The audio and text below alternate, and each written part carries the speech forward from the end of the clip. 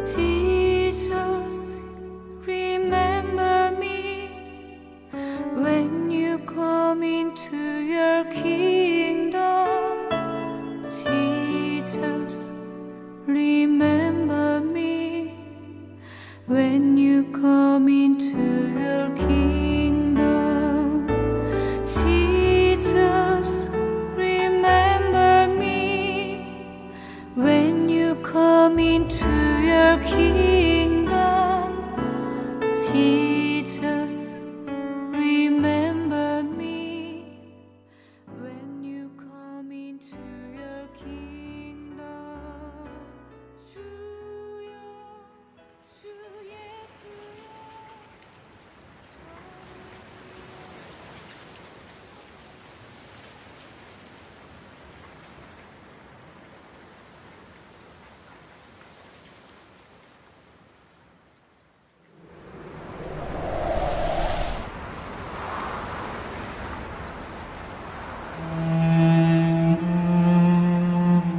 1985년 11월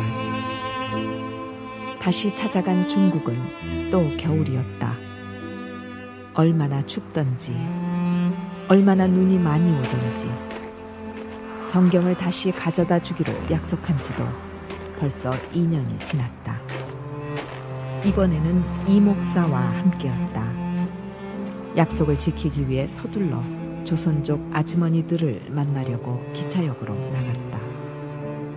성경이 가득한 10개의 가방을 나눠 들었는데 가방 한 개에 대략 25kg이었다. 눈이 수북히 쌓이고 있었다.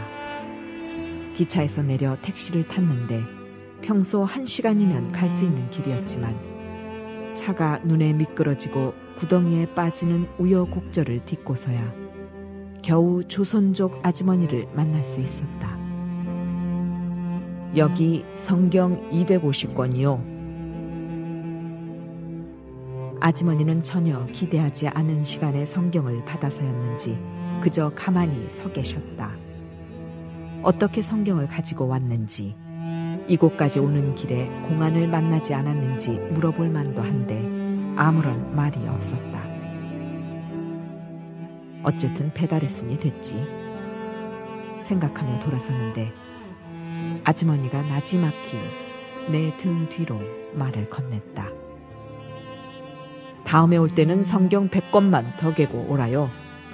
신약과 시편이 있는 요만한 가죽 성경이 띠요. 뭘 하시게요? 묻지 말고 가져다 주라요. 나는 그러겠다고 약속한 뒤 다음 임무를 수행하기 위해 길을 나섰다. 성경 주석 한 지를 다른 지역에 또 배달해야 했기 때문이다. 이 목사와 다시 기차를 탔다. 그런데 자꾸 이상한 기분이 들어 주위를 살피니 어떤 한 남자가 눈에 들어왔다. 나는 가방을 한 손에 움켜쥐고 이 목사에게 나지익히 내린다고 말한 뒤 막 떠나려는 기차의 출입문을 향해 뛰어내렸다. 그리고 곧바로 버스로 갈아탔다. 그런데 버스에 앉는 순간 내 눈을 의심하지 않을 수 없었다. 거기에 이미 그 남자가 타고 있지 않을까. 놀란 우리는 즉시 버스에서 뛰어내려 다른 버스를 향해 전속력으로 다름질했다. 그런데 받고 탄 버스에도 그 남자가 있는 것이었다.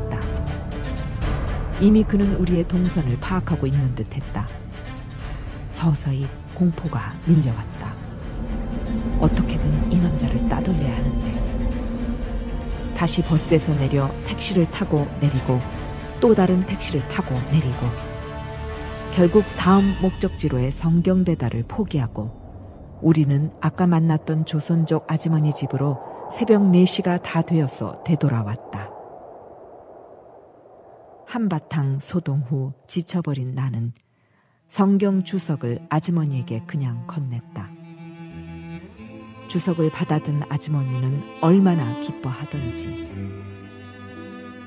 아주머니는 성경 주석을 다시 가져오게 해달라고 간절히 기도했다는 것이다. 그 말을 듣는 순간 억울한 생각이 들었다. 아주머니 기도 때문에 그 고생을 하며 다시 여기로 돌아왔단 말인가? 바로 그때였다. 아주머니는 무거운 목소리로 내게 말을 걸었다. 내가 왜 손바닥만한 성경 100권을 개고 오라 했는지 알아? 그걸 가져오면 우리가 북조선에 보낼 수 있어. 북조선? 북한? 북한에 성경을 보낸다고? 나는 한참 동안 멍하니 그 자리에 서 있었다. 뭐라고 대답할 말이 없었다. 북한에 성경을 보낼 수 있다니. 지금도 어렵기는 하지만 그 당시엔 북한에 성경을 보낸다는 것 자체를 감히 상상할 수도 없는 시절이었다. 뒤이어 거부할 수 없는 강하고 분명한 하나님의 음성이 내게 들려왔다. 나는 북한을 포기한 적이 없다.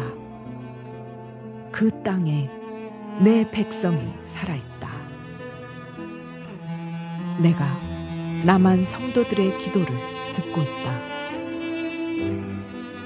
심장을 뒤흔드는 하나님의 음성에 나는 그 자리에 털썩 주저앉아 엉엉 울었다. 하나님께서 내 땅, 내 백성을 버리지 않으셨다는 것이다. 하나님의 분명한 음성을 들은 나는 더 이상 가만히 있을 수 없었다. 성경 배달의 강력한 명분을 얻었을 뿐만 아니라 누구와도 견줄 수 없는 든든한 후원자를 얻은 기분이었다. 하나님이 원하신다니.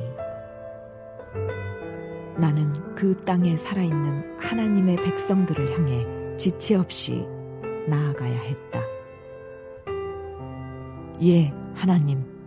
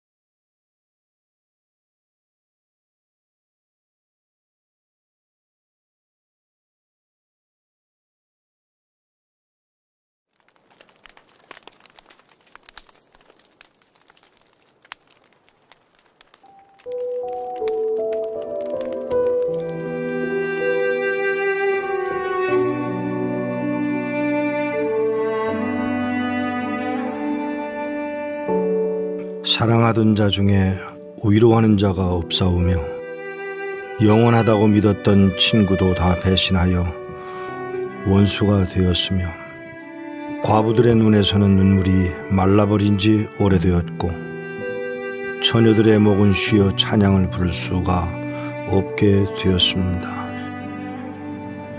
동족은 평안을 잃었고 평양과 선천의 도로는 공산당들의 군화에 짓밟혔으며 북한 땅의 모든 동족은 즐거워하고 기뻐만 하던 그 명절에 우상 곧 김일성을 향한 어두움의 아첨과 우상 숭배로 바뀌었나이다. 주일 아침이면 도시를 깨우던 그 교회 종소리, 그러나 이젠 원수의 발 앞에 무릎 꿇어버린 지 오래된 북한 땅, 그리고 1530 교회. 환란과 핍박을 당하던 6.25의 날에 평양은 원수들과 연합하여 동족의 피 흘리기를 즐거워하여 싸우며 원수들이 주의 성전에 들어가 거룩한 예배를 위한 성경과 예복들을 빼앗고 불태워 싸우며 모든 것을 빼앗긴 우리는 다만 힘없이 피난길을 떠나와야 했습니다. 혹은 산등성이를 넘다, 혹은 강과 바다를 건너다 자식을 잃은 자가 얼마이었는지요. 주례를 밟아 발을 잃고 폭격에 어미 잃고 아비 잃은 고아가 얼마였는지요. 세상 아이의 눈앞에서 아버지는 곡괭이와 삽으로 찍혀 죽임을 당하였으며 혹은 납치를 당해 소식을 모른 지가 너무 오래되었습니다. 하나님, 덧없는 시간 속에 기억의 저편으로 잊혀져 가던 북한 땅에 다시 그리스도의 영화로운 복음이 들린다고 하오니 이게 웬일이옵니까? 들판에서 찬송하며 바닷가에서 기도하며 움막과 굴 속에서 믿음 지킨 주의 백성들이 있다 하오니 이 기막힌 소식이 웬일이옵니까? 원수의 조롱과 참소 앞에서도 무릎을 꿇지 않고 신앙을 고백하는 백성들이 있다 하오며 오히려 나만의 교회의 부패가 있다 하여 기도한다 하오니 하나님, 이게 무슨 소식입니까? 3명에서 많으면 60여 명까지 모여 주의 이름을 부른다 하오며 성경 말씀을 외우며 찬송을 300장이나 부를 수 있는 젊은이가 있다고 하오니 웬일입니까?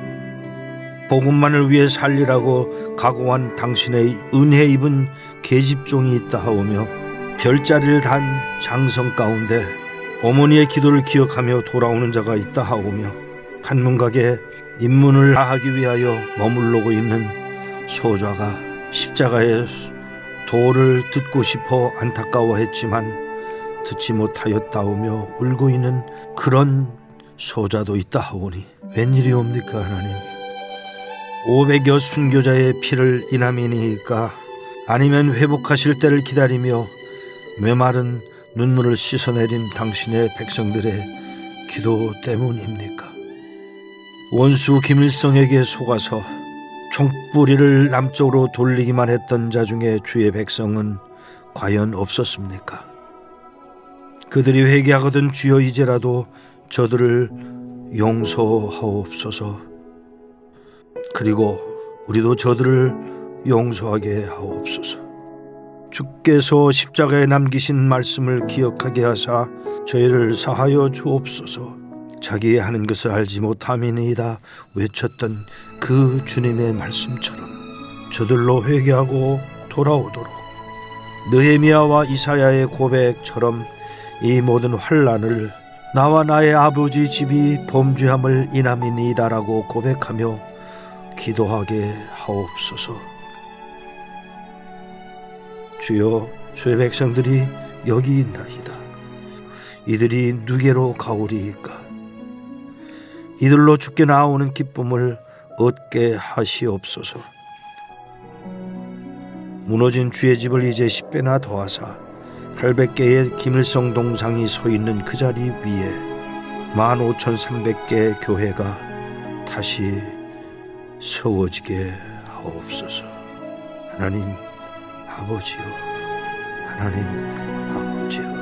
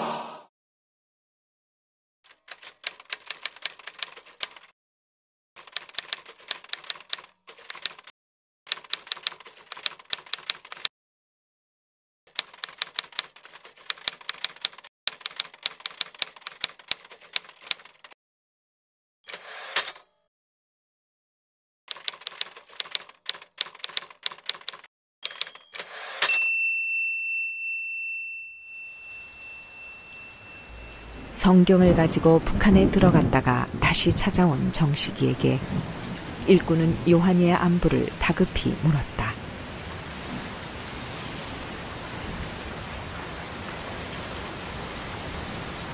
그러나 정식에 돌아온 대답은 요한이가 북한으로 돌아가는 길에 잡혔다는 것이다.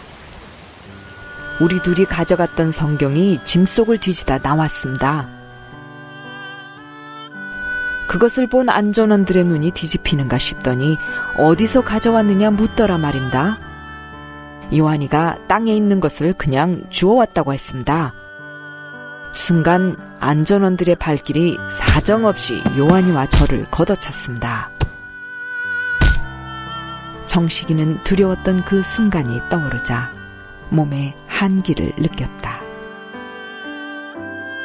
안전원들은 성경을 어디서 받았는지 말하지 않는 요한이가 자기들을 멍청이 취급을 했다면서 군화발로 걷어차고 몽둥이로 내리쳤다.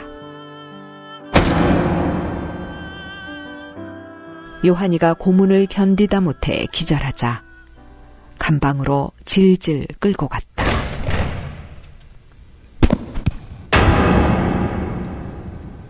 몇 시간이 지났을까? 겨우 깨어난 요한이의 모습은 말이 아니었다. 맞아 살이 터진 얼굴은 피범벅이 되어 퉁퉁 부어올라 있었다. 천당인 줄 알았는데. 요한이는 힘없이 눈을 감은 채 하염없이 울기만 했다. 그렇게 한동안 잠잠하게 있던 요한이가 자리에서 벌떡 일어나 앉았다. 그리고는 찬송을 부르기 시작했다. 나 같은 죄인 살리신 주 은혜 놀라와 잃었던 생명 찾았고 광명을 얻었네. 요한이의 찬양 소리를 듣고 있던 사람들이 한 명, 두 명 허밍으로 따라 부르기 시작했다. 누가 시킨 것도 아닌데 말이다. 요한이는 하나님이 자신을 이렇게라도 살려둔 이유가 있다고 생각하니 가슴이 뭉클하였다. 다음 날 어제 노래 부른 놈이 누구냐는 간수의 호통 소리가 들리는가 싶더니 요한이가 밖으로 끌려나갔다. 이미 맞아서 만신창이가 된 요한이에게 다시 또 몽둥이가 가해졌다. 매를 견디지 못하고 결국 혼절한 요한이를 다시 감방에 끌어다 내동댕이 쳤다. 얼마의 시간이 흘렀을까? 이제껏 내가 산 것도 주님의 은혜라. 또 나를 장차 본향에 인도해 주시리. 요한이의 입에서 흘러나오는 찬양이었다. 정식이는 노래를 계속 부르다간 죽을 수 있다는 생각에 요한이를 부둥켜 안고 부르지 말라고 애원하듯 사정하였다. 그러나 소용이 없었다. 선생님, 이해가 되지 않습니다. 아니, 그렇게 얻어맞았는데 어떻게 노래를 부를 수 있습니까? 매를 맞으면서도 찬송을 부르며 죽어가던 요한이를 이해할 수 없어 답답한 듯 묻는 정식이에게 일꾼이 대답했다. 요한이는 성령을 받았기 때문에 죽어가면서도 하나님을 찬양할 수 있었던 거야.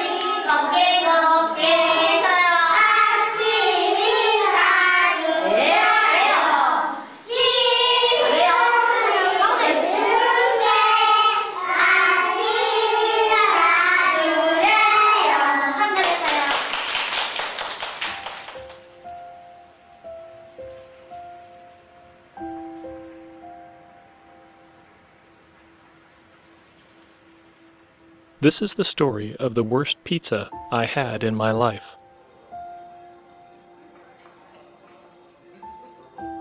I was at a restaurant with a North Korean woman who had fled to South Korea, and I was treating her to her first pizza. She used to work for the Social Security Bureau, known as the SSB, in Pyongyang, and had many stories of underground Christians who were imprisoned. She told me one story in particular about a greedy woman as we waited for our food. There was a lady in Pyongyang who had more money than most, but she was known to refuse sharing with others, even so much as a bowl of rice with her relatives. One day, she traveled to China to visit a relative and met a missionary. The missionary shared a story so foreign and so strange. At first, she wasn't interested, but the missionary, who spoke with a different accent, shared a story about a man named Jesus feeding 5,000 men with just 5 loaves of bread and 2 small fish. She wondered how this was possible. Then she learned that this Jesus went on to die for the sins of mankind, to give to all who believe a pathway to heaven. She thought this man the missionary described had to be either crazy or truly be God. The woman was so taken by the story that she couldn't even eat over the next couple of days.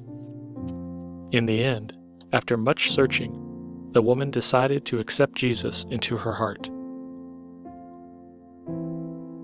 When the woman returned from China, she brought with her gifts of food that she gave out to her neighbors and relatives. After all the gifts were gone, she began selling her belongings to feed beggars and hungry children. People gathered at her house to receive food, and word spread for the needy to go and to see the one they used to know as the greedy woman. Eventually, the SSB heard about it and sent an agent to investigate. The agent saw the woman talking about Jesus Christ to people as she gave gifts to them, claiming him to be the ultimate gift God gave to mankind. The agent arrested her and took her in to be interrogated, but the woman kept smiling, so at ease, so content. This bothered the bureau agent. He made the woman sit on her knees, not for a few minutes, or even an hour, but for 3 days. Then, for many more days.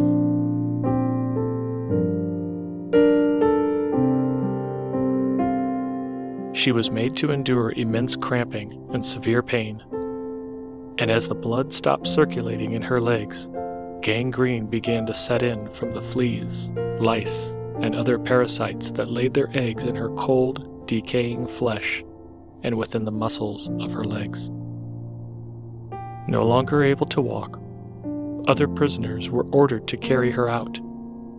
The foul smell from her decaying flesh caused others to look away in disgust, yet she thanked them and continued to smile. In the days that followed, with no access to medical treatment, the woman's condition worsened, and she eventually succumbed to a painful death.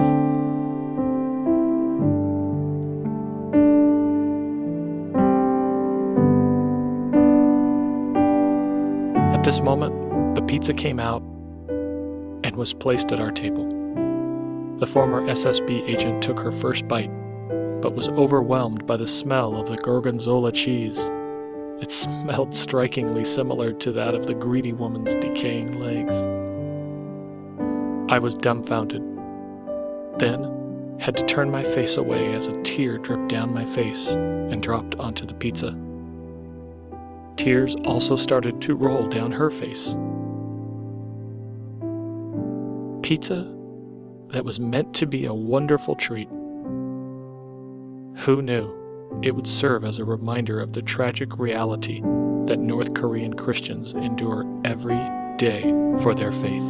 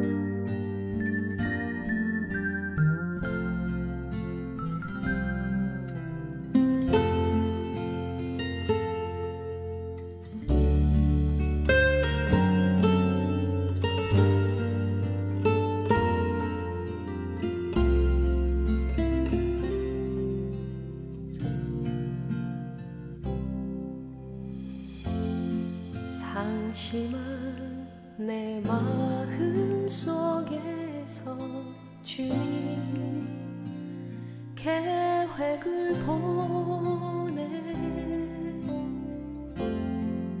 이전부터 날 택하시고 그리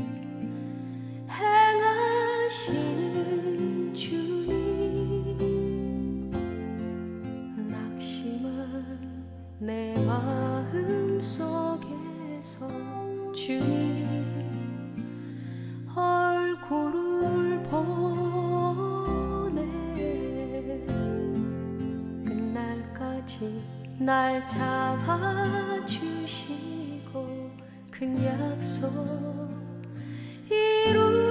이루시는 주님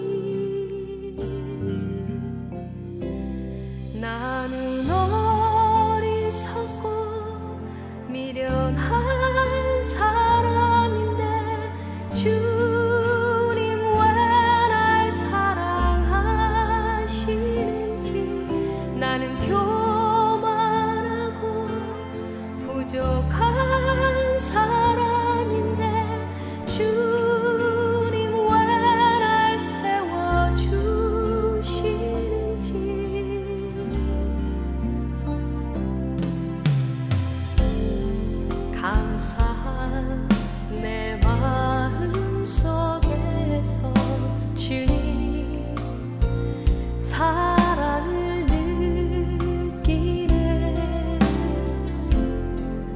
이전부터 날 택하시고 나의 예배 받으시는 주님 기쁜 내 마음 속에서 주님 평강을 느끼네 끝날까지 날 잡아주시고 나의 찬송 받으시는 주님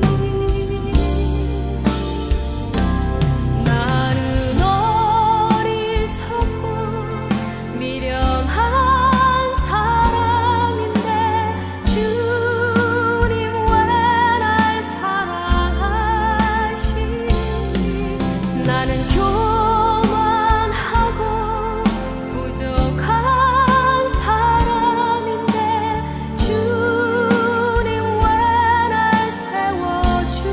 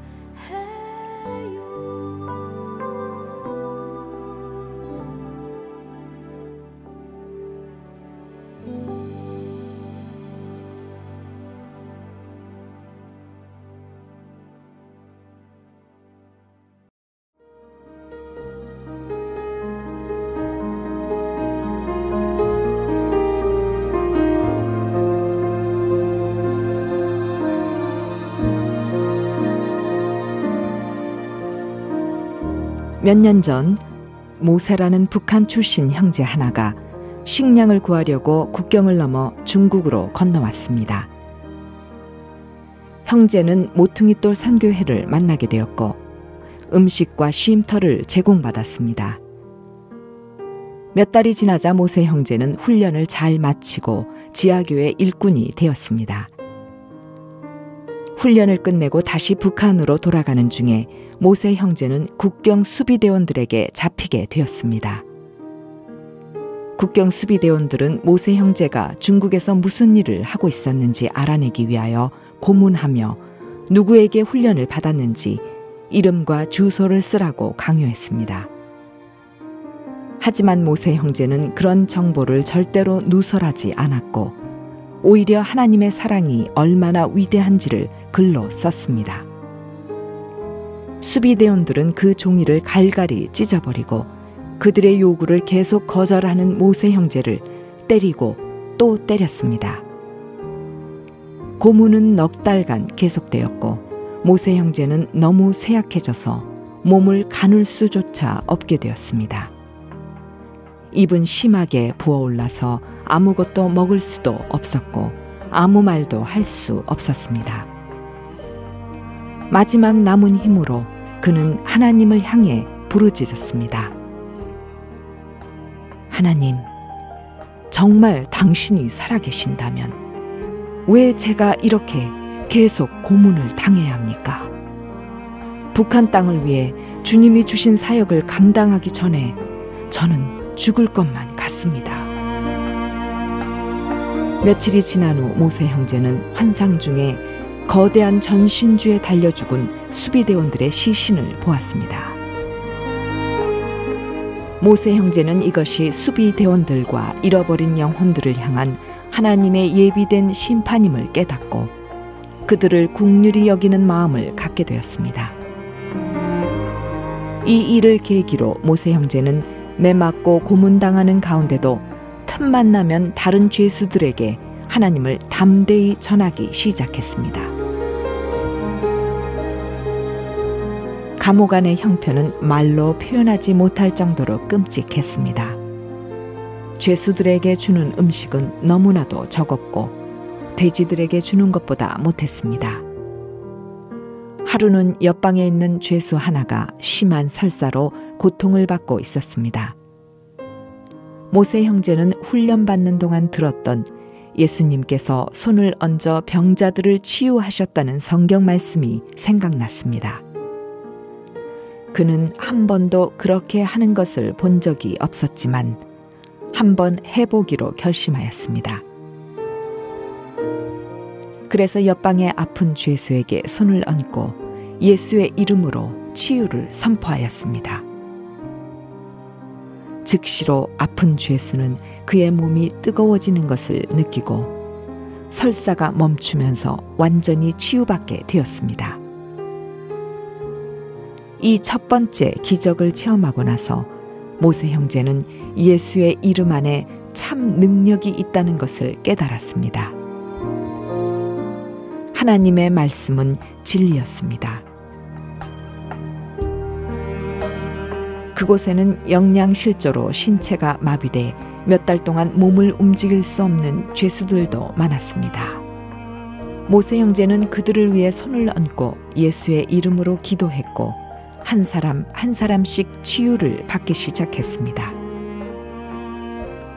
어느 감방에는 잇몸이 퉁퉁 부어올라 고름이 줄줄 흐르고 악취가 나는 남자 죄수도 있었습니다.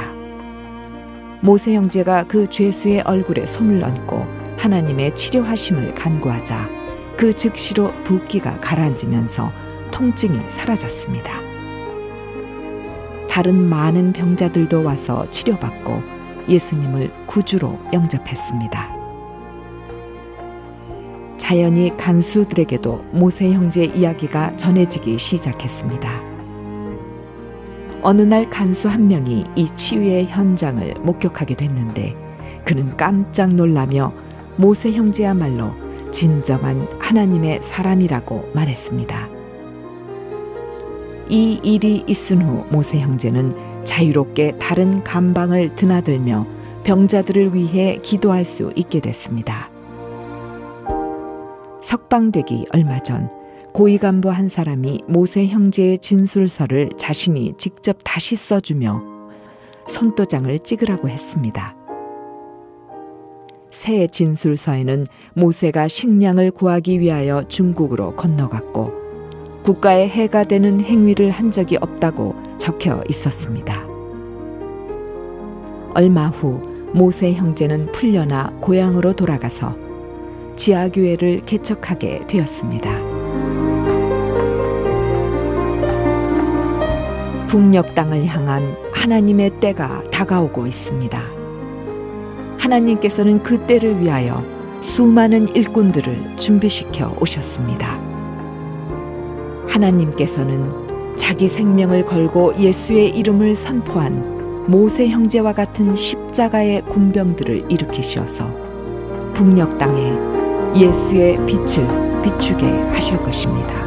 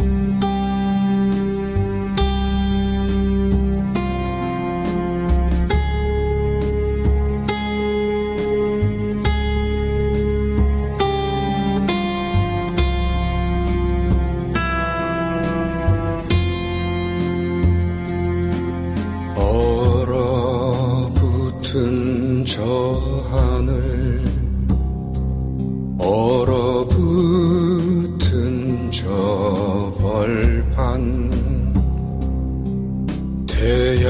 태양도 빛을 잃어 캄캄한 저 곤욕의 거리 어디에서 왔나 얼굴 여윈 사람들 무얼 찾아 헤매이나 저는 저 메마른 손길 오 주여 이제는 여기에 오 주여 이제는 여기에 오 주여 이제는 여기에 우리와 함께 하소서 거리여 외로운 거리여 거절당한 손길들에 캄캄한 저 곤욕의 거리 어디에 있을까 전국은 어디에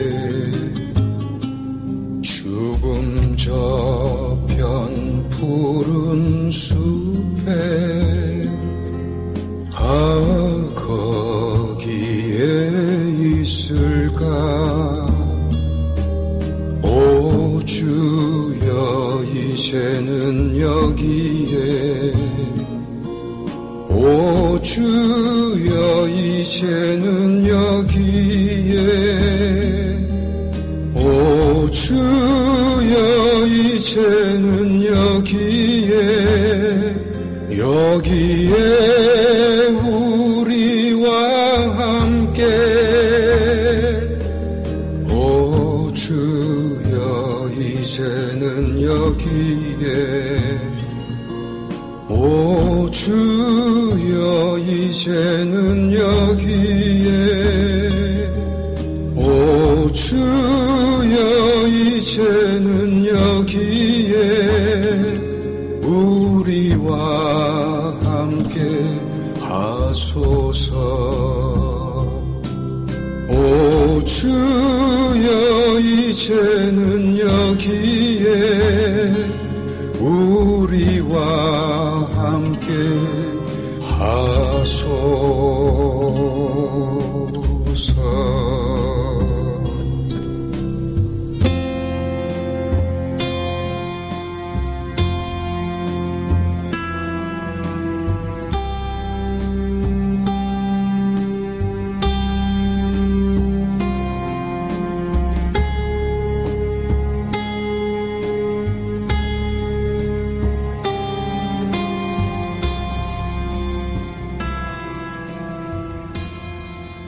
다음의 노래가 과연 어떤 노래가 나오겠는지. 아이들은 야요. 장군님은 전선으로 다 같이 불러봅시다.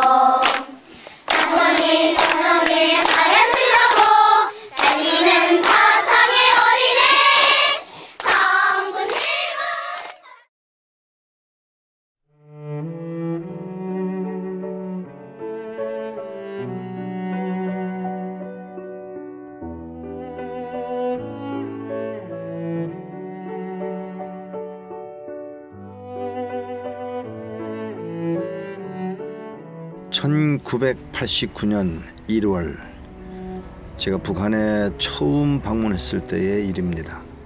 당연히 북한의 첫 방문은 북한 사역의 첫 시작을 위한 탐색전이었습니다. 미국에서 북한으로 갔던 나는 긴장감과 함께 시차 때문에 새벽 2시 반에 잠이 깨고 말았죠. 잠에서 깨어 기도하던 중에 하나님의 음성이 들려왔습니다. 새벽 2시 반에 어딜 가느냐는 생각에 조금 지체하다가 4시 반경에 2층으로 내려갔습니다. 내려가 보니 탁 트인 넓은 공간에 한쪽엔 서점이 있고 다른 한쪽엔 당구대가 있었습니다. 당구대가 있는 쪽으로 발길을 돌리며 혹시 누가 있는가 싶어 주변을 두리번거렸습니다. 아무도 없는데 이 생각을 하는 순간 하나님의 음성이 정확하게 들려왔습니다. 뒤를 돌아봐. 하나님의 음성을 따라 뒤를 돌아본 순간 한 청년이 내가 방금 밀고 들어온 문 뒤에 서 있었습니다. 제가 말을 걸까요? 아니야, 그가 말을 걸 거야. 그래서 모른 척하고 당구대 쪽으로 다시 걸어가는데 그 청년이 따라오며 말을 걸어왔습니다. 저 잠깐이면 되는데요. 평양역으로 함께 가실래요? 청년의 음성은 나직했지만 간절하게 느껴왔습니다. 청년의 청을 차마 뿌리칠 수 없어서 그를 따라 호텔 밖으로 나왔습니다.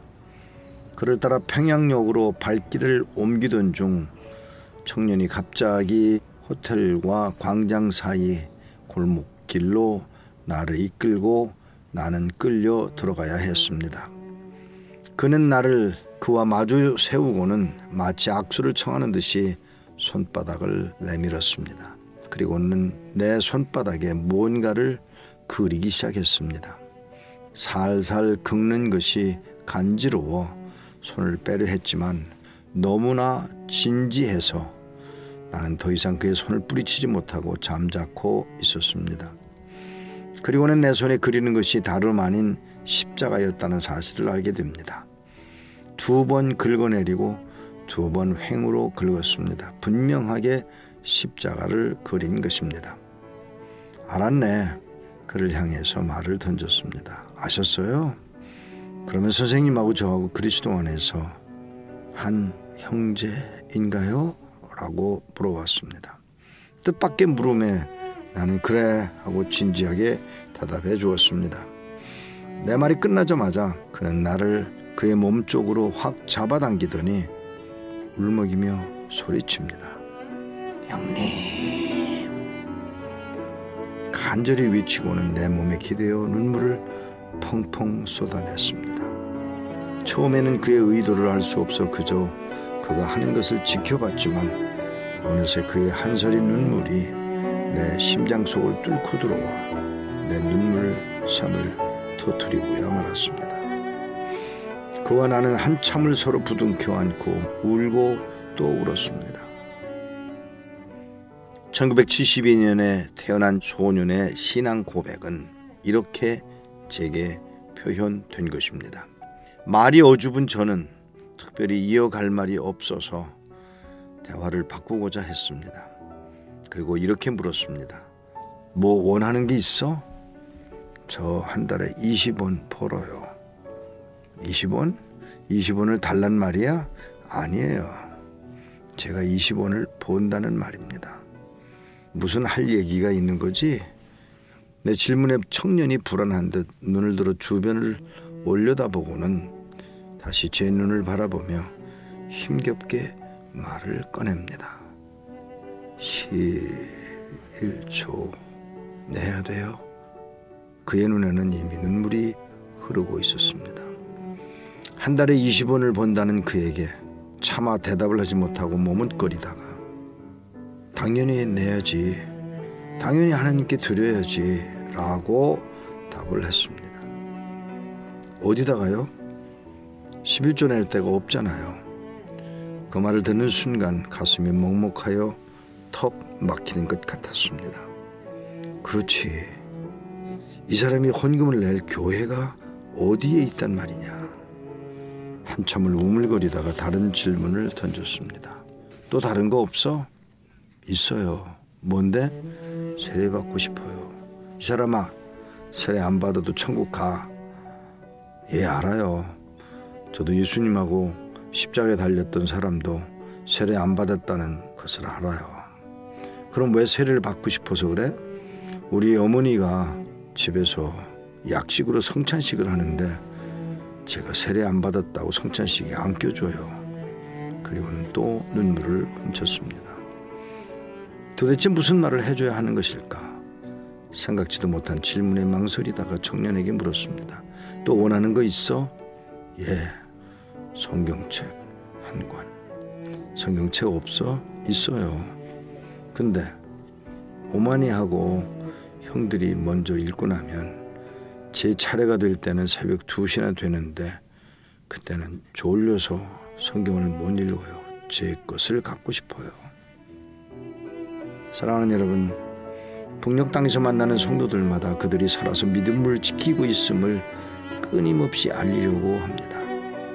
그 옛날 카타콤의 순교자들이 그린 물고기처럼 낯선 이의 손바닥에 십자가를 그리며 제가 여기 살아있다고요. 저를 형제라고 불러주세요.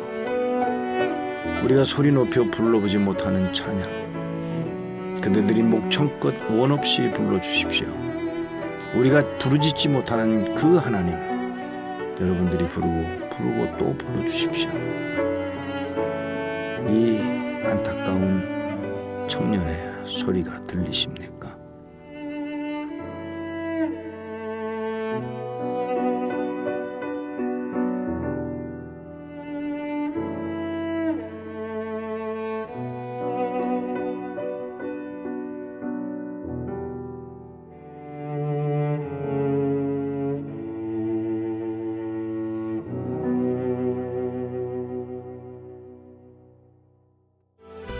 그의 죽으심을 본받아 연합한 자가 되었으니 또한 그의 부활을 본받아 연합한 자가 되리라.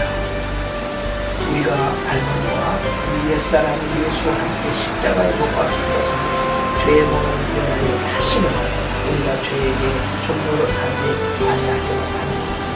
예수님이 내 구주인 걸 믿으십니까? 예수님이 나를 십자가에 죽으신 걸 믿으세요? 이제 세례 받으면 죽든지 살든지 예수님 증거하면서 예수님 꼭 믿고 영생 얻을 걸 믿으시죠? 예수를 구주로 믿는 하나님의 딸에게 내가 성부와 성자와 성령의 이름으로 세례를 줍니다.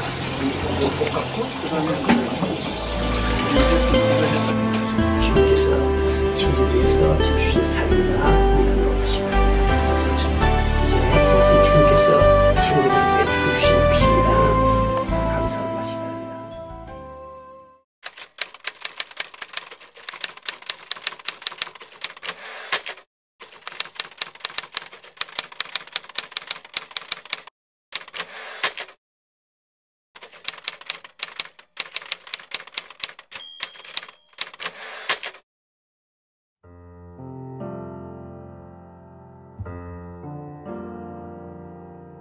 사형리 전도지를 한 400장을 구해서 북한에 들어가려고 한 것입니다. 그리고 생명의 말씀사에서 전도지를 구입해서 북한 땅으로 향하게 됩니다. 저는 들키지 않고 무사히 전도지를 북한으로 갖고 들어갔는데 막상 이것을 누구에게 전해 주려고 할 때 막막하기 짝이 없었습니다. 왜냐하면 이렇게 보여주고 설명을 해야 되는데 그런 상황이 아니었기 때문입니다. 지금도 그렇지만 그 시절엔 더욱더 어려웠던 때였습니다. 어떻게 하면 될까 고민을 하다가 뾰족한 수가 생각이 나질 않았습니다. 그리고 평양을 떠나는 날이 왔습니다. 그런데 비행기를 타고 떠나면 그냥 짐을 비행기에다 실으면 되는데 기차로 이동을 한다는 거예요. 마음이 두근거리게 됩니다. 신의주까지 가는 기차를 타게 되는데 감시원이 저희 옆을 그림자처럼 따라다니고 있었습니다. 이대로 신의주에 가다가 짐 조사를 받게 된다면 전도지가 발각될 뿐만 아니라 이것 때문에 문제가 될 거라는 생각을 하게 됩니다. 생각하다 못해 오늘 먹은 음식이 이상한 것 같아 배가 살살 아프네. 얼굴을 잔뜩 찡그리면서 감시원이 화장실에 다녀오라고 허락을 해주길 기다렸습니다. 그리고는 화장실에 들어갔다가 가서 깜짝 놀란 것은 좌변기가 아니고요, 그냥 구멍이 뻥 뚫려 있는 변소라는 사실을 발견하게 됐습니다.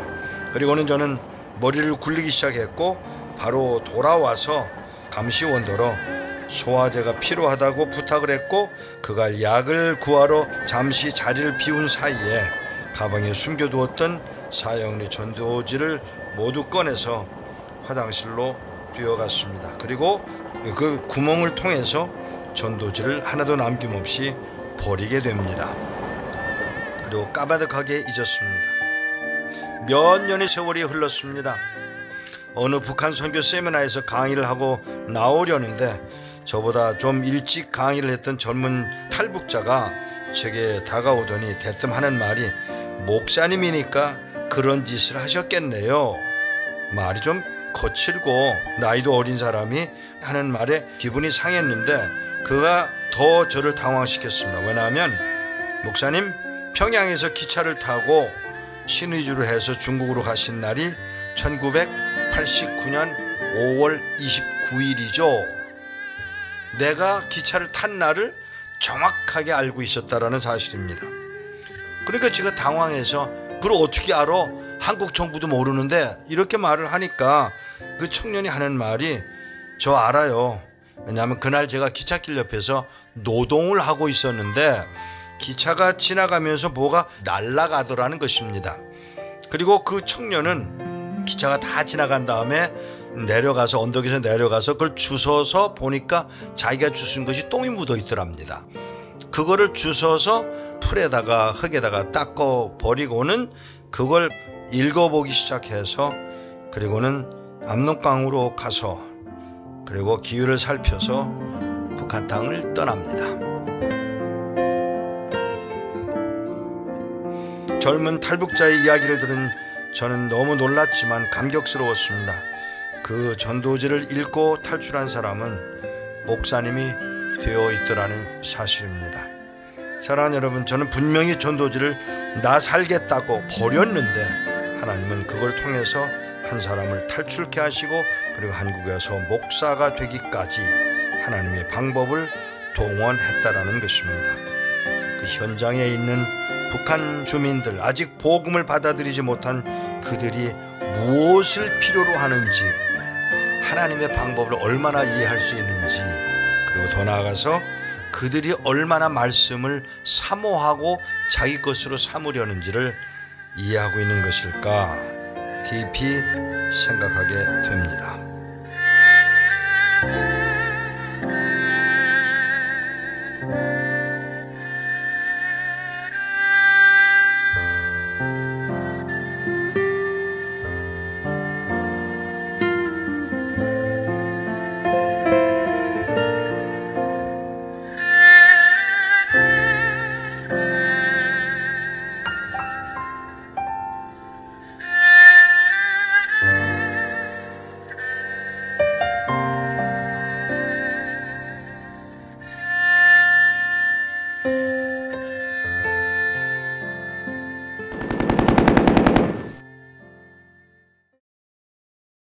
영어강사 결혼 박철수는 2003년 10월부터 2006년 5월 12일까지 기간 경남도 순천시 오사동 122반 부양 김광수를 비롯한 여러 명을 대상으로 남조선 계례영화 12편이 수록된 CDR 246장과 기계록화 테프 2편의 4개를 현금을 주고 사거나 교환 또는 빌리는 방법으로 구입하여 자기 집에서 14차에 걸쳐 시청하였으며, 연 10차에 걸쳐 5명을 대상으로 남조선 계례 영화가 수록된 CD 194장을 빌려주는 방법으로 유포시켰으며, 2006년 5월 12일에는 자기 집에서 남조선 계례 영화가 수록된 CDR 2편의 70장을 감춰놓고 있다가 단속 압수되는 범죄 행위를 감행하였습니다.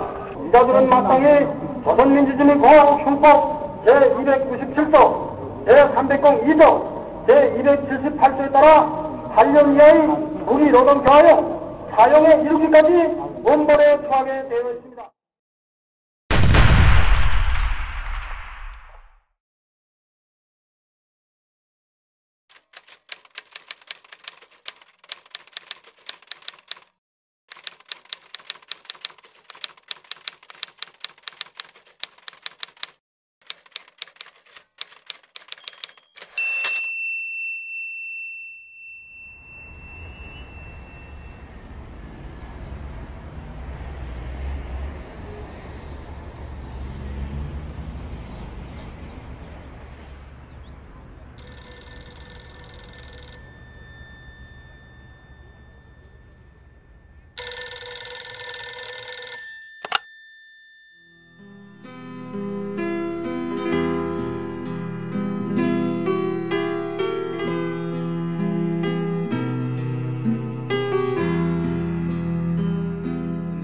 이제 전화를 이제 동네 전화를 해가지고, 그때는 이제 핸드폰이 없었을 때니까 저 연락을 해놓고는 북한에 그 성도들이 있다는 그분들 나오라고 그래서 점심을 같이 할 수 있도록 어레인지를 했습니다. 도착을 했습니다. 그리고 4명의 어른들이 나왔습니다. 제일 나이 많은 분이 79. 그냥 4명의 늙은이들이 나온 거예요. 제가 처음 질문이 뭐였느냐면 왜 나오시려고 그러세요? 요 말 한마디를 하는데 뜻밖의 그 노인이 나 찬송 한번 마음 놓고 부르고 싶어서 그래요. 더 이야기할 게 없어서 알겠습니다. 제가 도와드리겠습니다. 언제 나오시겠어요? 그랬더니 빠를수록 좋소. 몇 명이나 되세요? 65명이에요. 어른들이란 아니야. 애도 있어. 우리 손녀도 있어. 정보가 들어왔는데 우리 모두 잡혀서 수용소로 끌려간다나 봐. 알겠다고. 제가 도와드리죠. 제가 도와드리겠습니다. 그랬더니 이분이 잠깐만. 네? 잠깐만. 내가 나가서 하나님께 직접 물어보고 결정하면 안 돼? 그러세요. 뭐 기도를 막을 수는 없으니까. 그러세요. 조벅조벅 걸어 나가신 분이 한 10분 만에 돌아오시는데 땅을 질질 끌고 들어오시더라고요.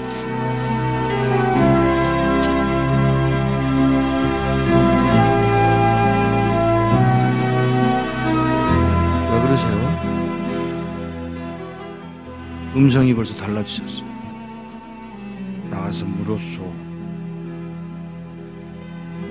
하나님, 저 미국에서 온 이목사라는 사람이 우리 도와주겠다고 왔는데 따라갈까요? 그랬더니 하시는 말씀. 내가 능력이 없어서 너희들을 북한 땅에 남겨둔 줄 아냐? 그러니까 이 노인이 그 말을 듣고 우리가 그럼 매맞는 것도 하나님 뜻이에요? 물론이지. 아니 하나님 우리 굶는 것도 하나님 뜻이에요? 물론이지. 우리 잡혀서 수용소로 끌려간다고 그래서 그러는 거 아니에요 하나님? 몰라서 묻냐? 이 말 한마디야.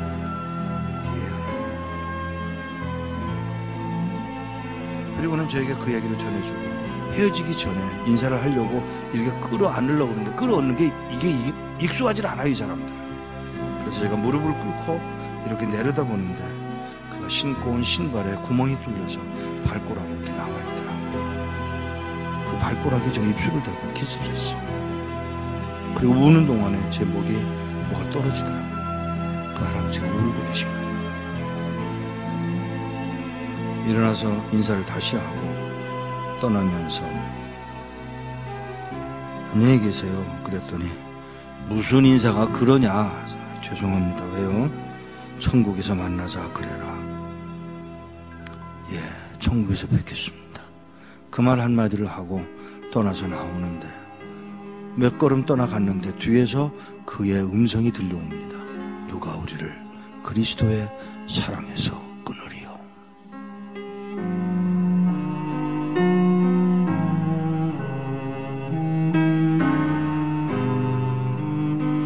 몇 년 후에 그곳을 다시 갔다가 저를 태워줬던 택시 운전수를 또 만났는데 그 운전수더러 나를 기억하겠어? 그러고 물어요. 그래서 잘 그랬더니 그때 몇 년 전에 와서 그 노인네들 만나지 않았어?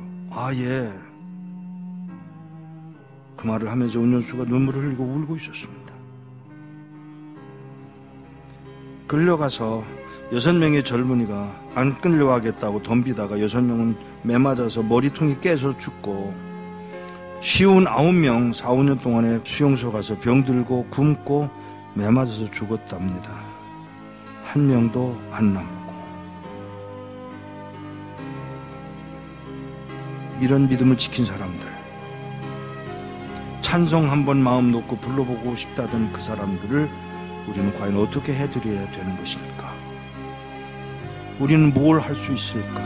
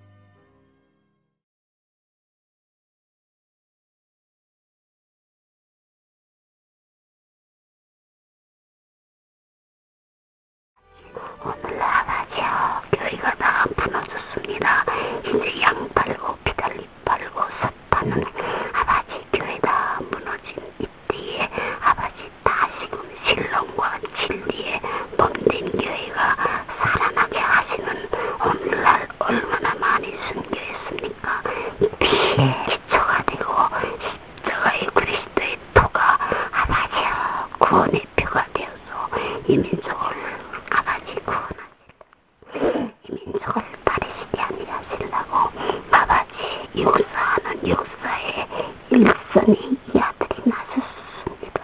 아버지 사로른 땅입니다. 아버지 몸된 결의 일 피로써 순교의 피사선들이 오늘 다 살아있고